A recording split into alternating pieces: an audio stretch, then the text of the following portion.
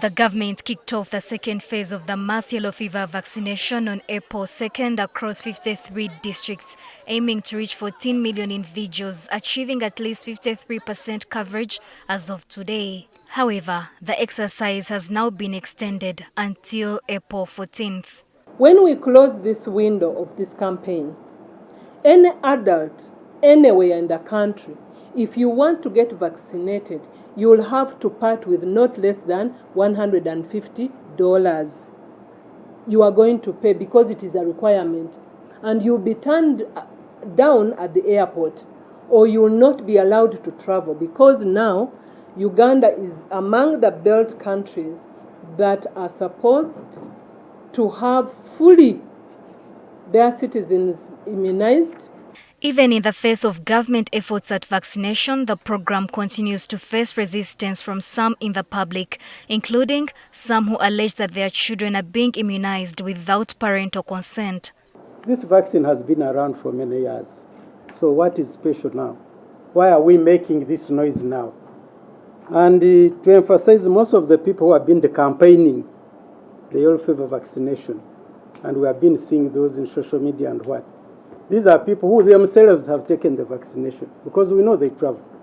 And we know for sure we couldn't travel out of the country without yellow fever vaccination.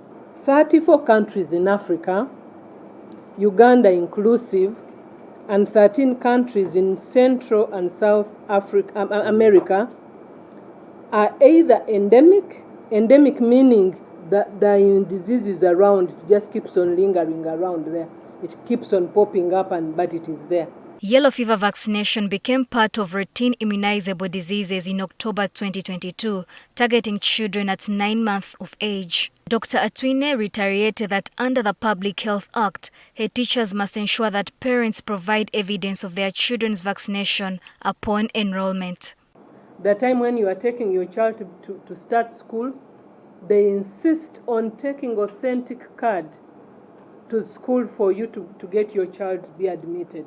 It is a matter of law, and we are going to enforce this. And we are working with education. Every child going to start school must show that you have been fully immunized against the 14 diseases now that we are vaccinating against. We have the law in place. And we are going to enforce it. So let children be vaccinated. Let us not listen to hula baloo and all these negative forces out there that are confusing the public.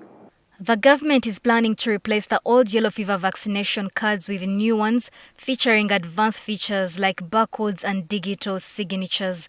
The old ones were vulnerable to forgeries. Because the other cards are going to be phased out, because they are new cards that have special features with barcode. We are going to phase out all those so-called fake yellow cards.